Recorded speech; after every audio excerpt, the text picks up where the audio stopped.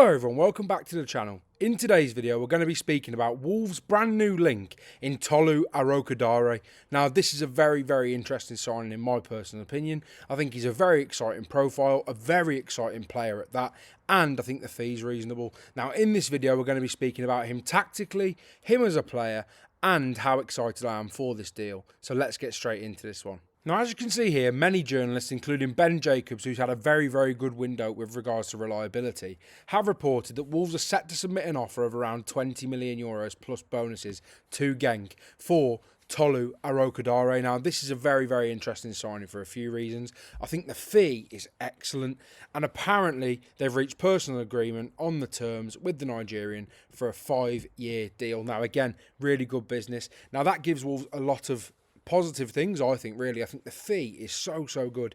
If they can get him for around €25 million with add-ons, it's around £23 million, something around that, pretty much what they sold Fabio Silva for.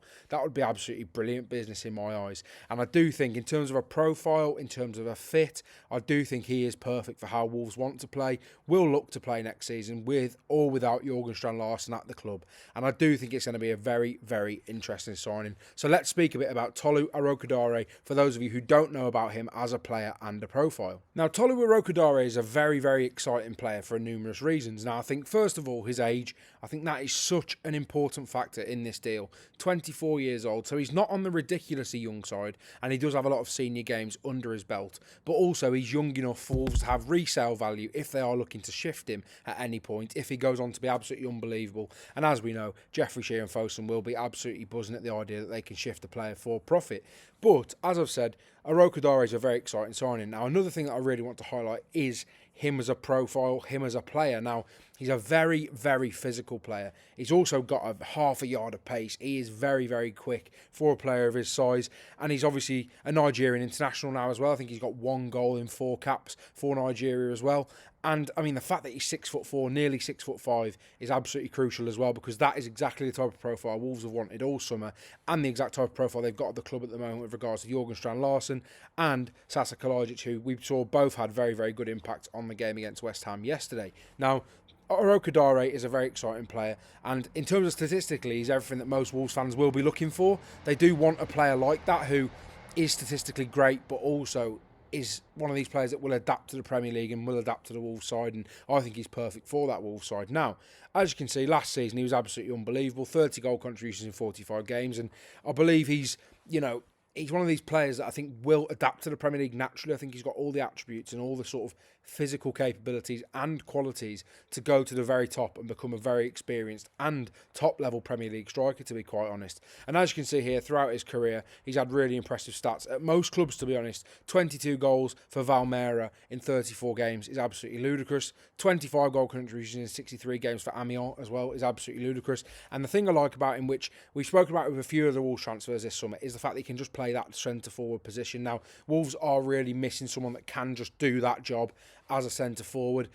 He is able to run the channels, but that's not really been his game since he went to Genk. He did that more at Amiens slightly, but generally he's one of these players that's very comfortable through the middle of the park and an out-and-out striker, which Wolves will need should Larsen go. And even if Larsen doesn't go, Wolves still need for depth, in my personal opinion. Now, if we look at Arokodare's scouting report, it is ludicrously good. Now, in terms of profiles of players that we've been looking at throughout the summer, you will do well to have found a player that is this good with regards to his, less traditional stats, let's say, is more sort of hidden statistics, aside from goals and assists. It is ludicrous. He is in the top 6% for non-penalty goals in the last, as you can see here, 14 competitions over the last 365 days. He's in the top 1% for shots, 4.98 per 90 on average, which is brilliant. And one thing that my biggest criticism of Strand-Larsen really is that he doesn't create enough for himself. But Arokodare does do that as well.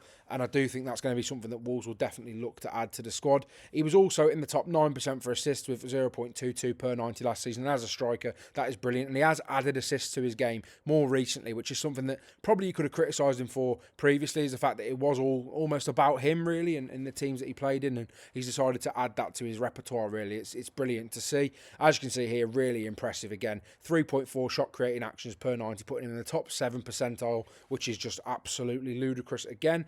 And as you can see here, another thing that I don't think people should underrate really is this. He's in the top 1% for touches in the attacking penalty area. Now, again, as I've said numerous times throughout the summer, I love Jorgen Strand Larsen a lot, but he doesn't create a hell of a lot and doesn't get involved in the build-up as much in the penalty area and around the penalty area. But as you can see, 8.73 touches in the attacking penalty area per 90 is absolutely incredible, and something, again, that Wolves desperately need for a different profile of striker, really. Despite being that big physical character like Larsen, he's got a yard of pace and he wants to get involved in the build-up play and is really comfortable with his back to goal as well, which I think is really important. As you can see as well here, progressive passes received, which is just brilliant again, 7.41. And then this is the key thing for me.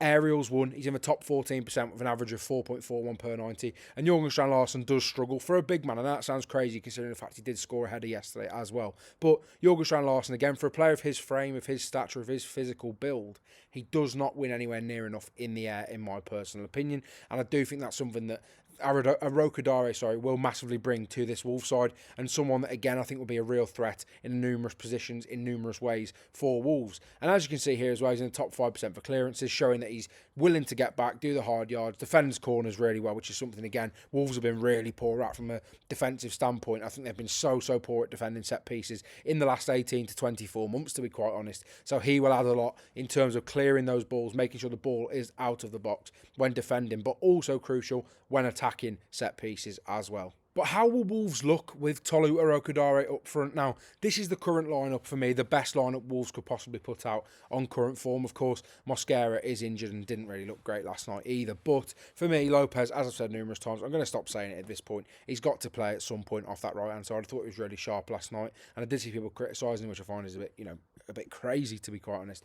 But as I've said, this is how I think it could look with Arokodare. There's two main things that I want you to take from this video tactically. The first one is the fact that simply, if Jorgen Strand Larsen goes out the door, this is what it will look like, in my personal opinion. I think that's the best way Wolves could play. I think Arokodare, alongside those two number 10s, would fit perfectly as well, because also he isn't afraid, as I previously mentioned, to run the channels, despite not having done it a ridiculous amount for Genk last season. He is comfortable dropping into these areas, giving it to the wide players, and just generally linking play with João Gomez, who is always the most advanced midfielder of the two for Wolves. I do think Arokodare will link really well with him as well, and as I've said, he's crucial in the penalty area. His touches, getting involved in there, allowing that link-up play with Lopez to perhaps lay it off to him to get a shot off, or you could see Arias popping in and he just plays it directly to Arias and they score, and there's a lot of options there. Now, that is if Jorgen Strand Larsen leaves, and that is a very, very negative way of looking at things, and I do think there's a very big possibility, as we've seen from Craig Hope's tweets and sort of articles really over the last an hour or two, really, saying that he has no intention of selling. He has no intention of leaving, Jorgen Strand Larsen of Wolverhampton Wanderers. He's not agitating for a move. He'd be open to leaving, but he's not agitating for one, and Wolves are, very clear on their stance that they do not want to sell. So, what would it look like if they were both at the club? Now, I think this offers up two perspectives. I do think we could either see something like this, like we saw, which ultimately changed the game massively last night, with Arias dropping in as a number 10, and then you have two up front, and Arokodare and Strand Larsen is an absolutely ridiculous attack. I cannot put this into words how ridiculous this would be if they were both at Wolverhampton Wanderers for the remainder of the season. What an attacking threat that would be, and it would be really dangerous with Arias dropping into these areas as well. But I also do think, because of that, we could also see Fer Lopez dropping in and doing the exact same thing as well, and I do think he'd be really comfortable at doing that in that position. Obviously played a 10 throughout his whole youth career, played a 10, currently just plays out wide, but I do think him playing as a central 10 suits his intricate passes, his slide rule passes, his ability to find that space, to unlock that door for Wolves. I think this could be a real threat as well, and I do think either way, whichever one you have in that number 10 position, whether it is Arias or Lopez, I do think they will cause a serious threat for whoever is up against Wolves, to be quite honest, and I think that is one way that we could really see it benefiting. Now, another thing to note, and it's not very important, we're just going to move these both for now. Ultimately, I think it's very important. Let's just put Lopez there for now. Now, I think it's very important that Hugo Bueno, the way he's played since he's come into the side as well, has looked really, really good. And as we know, he is very, very good in the offensive areas as well. What does Arokodare offer? As you've seen previously when we speak about the stats, his aerial duels winning percentage is extremely good, and Bueno's crossing, as much as I don't rate him defensively particularly, his crossing is brilliant. That is one of his main assets and one of his main attributes that I really like, and I've really liked at Feyenoord and spoke so highly of him a few months ago on this channel, really. And I do think Arokodare would be absolutely brilliant on the end of those balls in from Hugo Bueno. Likely as well to see it from the right hand side as well with Jackson Tachua. We saw a lovely ball into Jorgen Strand Larsen last night in that area. Obviously he was a bit more advanced, but still we could see this as well, and I think these two are a real threat. That also allows Lopez to sort of maybe drop in here as well at times, just to make sure that Wolves are covered enough defensively, with Andre perhaps dropping wide here, Gomez perhaps dropping wide here to cover, and then you've got Lopez perhaps dropping in even deeper than we'd like to think. But I do think it would be very interesting with Bueno and Tachua as those fullbacks. I think Arokodare, you probably couldn't have gone out and got a better striker, especially for that fee, to suit the way that Hugo Bueno and Jackson Tachua will play and will want to play for the remainder of the season for Wolverhampton Wanderers. So I am extremely excited about this one, as I'm sure you can tell. Now, the final point on Tolu Arokodare is this. We're just going to take a look at his heat map. And as I've said, he likes to defend the penalty area from corners. He's really useful in that area, as you can see there. But also, look how offensive he is and how much he wants to get in the channels. He also does take corners as well at times. And generally, he's one of these players that I think is probably perfect for Wolves, as I've said. And he's so good at dropping in, linking up play with midfielders. If they play a number 10 as well, as we've seen that 3-4-1-2 come into fruition last night, I wouldn't be very surprised at all to see him slot into this side perfectly. Now, just two final points that I do want to make, on Arokodare is, the first one is this. He scored 21 goals last season. He should have scored 28.53 expected. Well, he had 28.53 expected goals.